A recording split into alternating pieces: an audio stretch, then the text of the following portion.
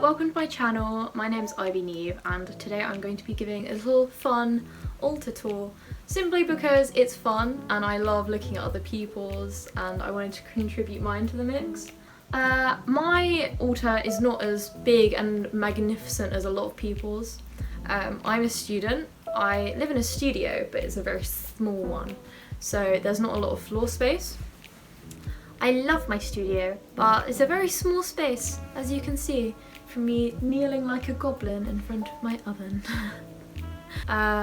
Basically, I had the genius idea of turning a shoe rack into an altar.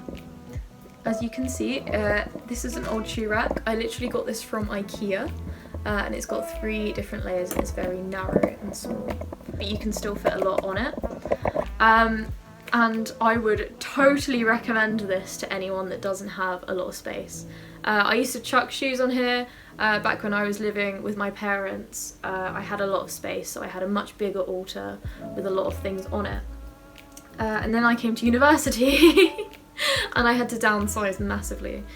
So I painted this purple, the colour of magic and third eye, etc, etc. And now it makes my perfect altar for this room. So yeah, witchy hacks. Shoe racks as altars in small apartments. So let's get into the tour.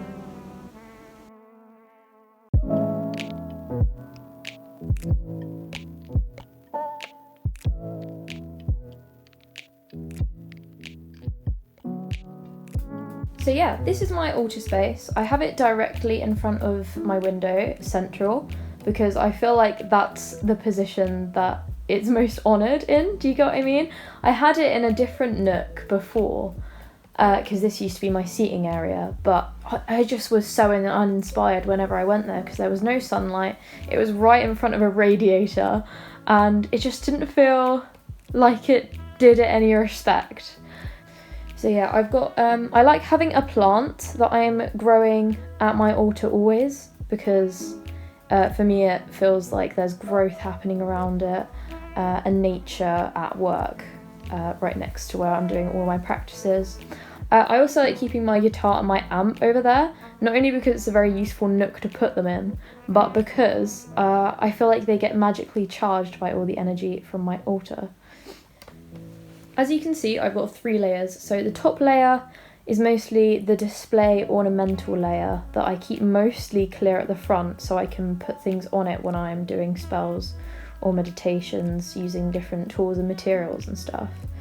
The second layer, that tends to be more my tools and my items that I actually use. And then the bottom layer, that's my knowledge layer. So that's where I have all my books, I've got my tarot cards, my oracle cards, that's where I keep my journals, and I've got my travel altar that I'm currently working on in the middle. So yeah, let's have a little closer look. So this is the top layer. My altar is set out in the sort of terms of duality. It's a typical Wiccan altar, so we've got the god side over here and the goddess side over there, and then the elemental correspondence tools underneath, they are also split by their masculine and their femininity. This side we've got my more masculine ornaments. We've got this rune stone that's inscribed. My grandparents got this for me when they went to Sweden and they brought it back. They have a house there because they're Swedish. I couldn't go with them that time and they brought me that little gift from a Viking museum. So that to me is my stone that's very ancestral kind of based. And then right next to that we've got this crystal tree. It's made of little bits of quartz. And I have this here because it reminds me of Odin in the mythology, you know, hanging himself on the tree for the gaining of wisdom. And the green man in nature. I've got this crystal over here because it's got that really fiery energy, and I don't actually know what this is. It looks like it's amber, but I feel like it isn't. So if anyone knows what this is, that would be bloody amazing if you could leave it in the comments. But there he is. I've got a sun symbol on this side for obvious reasons, the sun being the masculine energy. I've got this thing with my Aries horoscope on it, just because I feel like my zodiac sign has very fiery masculine energy, strength, action, etc, etc. And then I've got the god candle that I burn. In the middle, I've got my pentagram that I'll often put a rune stone and a tumble crystal stone of my choosing per day or per week, however I'm feeling. At the moment, I've got a bit of carnelian on there, opposite the Fey rune from the Elder Furthark. And this was because I put these on the other day when I really needed to get some work done and I wanted to be active and creative and productive and really light that fire under my butt and get stuff done. I always have daffodils here because it's springtime and I'm honouring the season as well as reminding myself of nature. I buy these when they're a bud, and then I will meditate as if I'm manifesting as the buds open up and flower out and grow. And yeah, these are a regular offering I get for my altar for the divine. And every time they die, I get some new ones and I put them there. And it's kind of like, reminds me of the cycle of life. So that's quite nice, little touch. So now onto the goddess side for the ornamental top layer. I've got two little cat statues. One of them's from here in Cornwall at a pottery place, and the other one, the black one, is from Louisiana Art Museum in Denmark. I've also got most of my pretty sparkly crystals over here. I've got that hollow quartz stone. There's actually another half to that, so it looks like a normal rock. And then when you pull them apart, the two halves, you have all of this beautiful clear quartz inside. I've got my amethyst. I've got my chalice with my little Viking spoon. This is editing Ivy, and I've just realised something only just now, and I have no idea how this happened, but why the hell do I have my amethyst on the top layer of my altar just for the sun to totally bleach it? If you didn't know, sun bleaches amethyst and it turns it from like a really lovely dark purple to like basically clear over time. So don't put amethysts in sunlight, and I'm moving mine now. This spoon's got a little Viking ship on the top, and I got this from the house of my great granddad when he died. But yeah, this is a nice family heirloom, and that's what I use to put things in my chalice. And I've got my little froggy just because I love him. So now onto the bottom section. Again, I've split my tools up between the elements and their association and correspondence to masculinity or femininity. So on this side, I've got incense, my incense burner and my incense sticks inside because of the fire and air elements. In front of this box is a peacock feather. And the reason I have this here is because it reminds me of the beauty of masculinity. Whenever you see a beautiful colourful peacock, that is actually always a male, and the female peacocks are kind of just brown, similar to ducks. But yeah, these boxes, I've got one sun box and I've got one blue box with flowers on. I keep my oils inside of here. On the fire and air side, I've got my singing bowl. But so before I would knock on my cards to get the energy out, tap any excess or stale energy, but now I put my singing bowl on top and I cleanse it by sound, usually 3 times. In the middle, I've got my runes. They're in the middle because I feel like runes, in terms of divination and all their different energies, are neither feminine or masculine, because they're just such a wide scope of energies, every single different one of them. I wanted green ones, green aventurine, because green just connects me to the earth, and I think runes are very earthy divination tools. So yeah. On the goddess side, I've got my tumblestone crystals of various kinds. I feel like crystals are very feminine because they're basically manifestations of beauty within nature. And I keep them in this broken coconut shell. There's a little story behind this. This is basically from a really magical sleepover I had with my friends Meadow and India. And we did a waning moon ritual together, and the next morning we cracked open a coconut and we were eating it all together, and we were singing chants and just having a grand old time. So this reminds me of a girl tribe, sisterhood, feminine friends. This is my wand. I haven't decorated it purely because I think it's already just beautiful enough. I'll probably get a different wooden wand and I'll decorate that one, but this is made out of driftwood. And again, my friend India gave this to me, and she said that she picked it up off the beach because she said that it looked literally like you were supposed to have it in your hand. And I agree, like it just feels so nice to hold.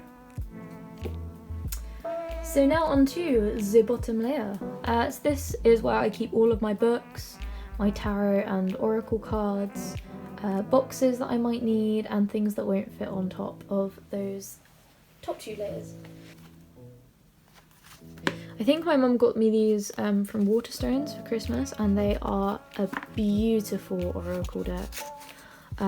They've got gold edges and every single thing is just an absolute work of art. I highly recommend those.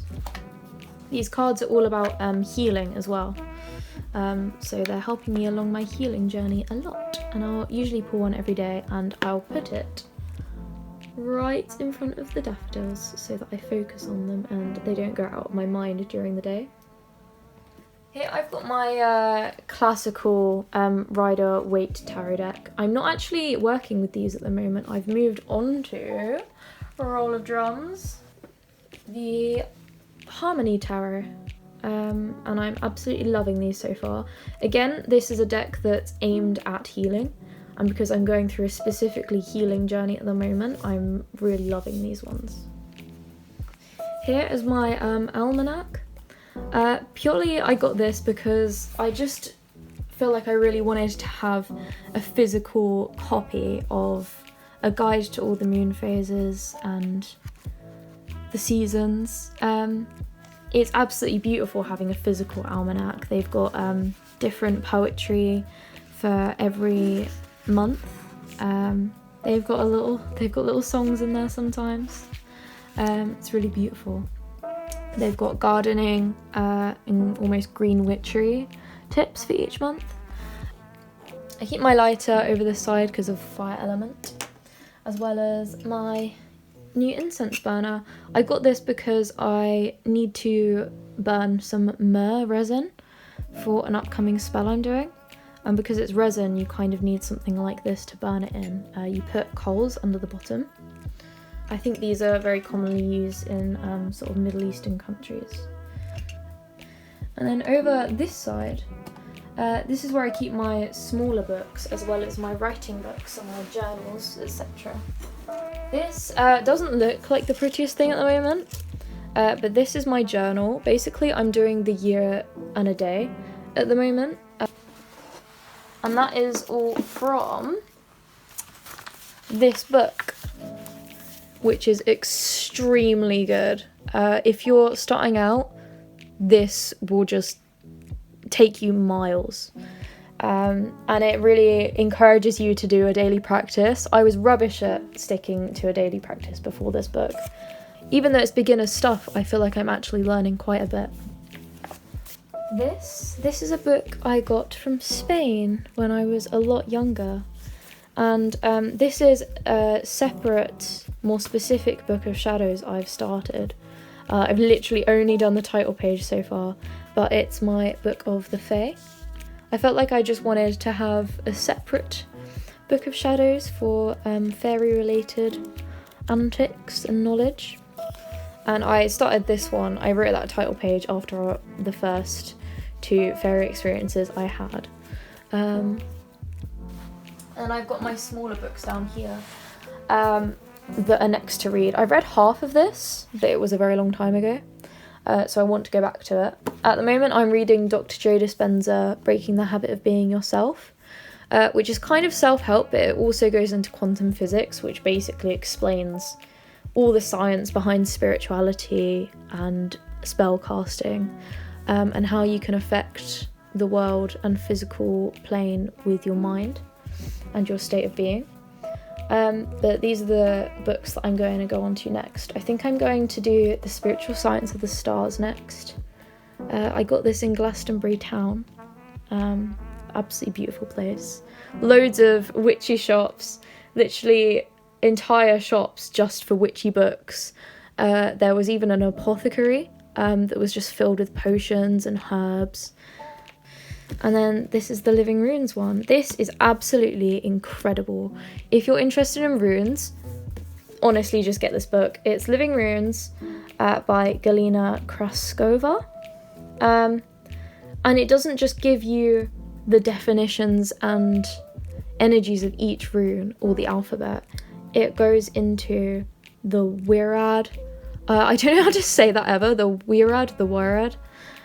Basically like the web of the universe, and it goes into all of the deep energies and reasoning behind the runes, and I felt like I never truly understood the runes or where they came from until I read this book. So yeah.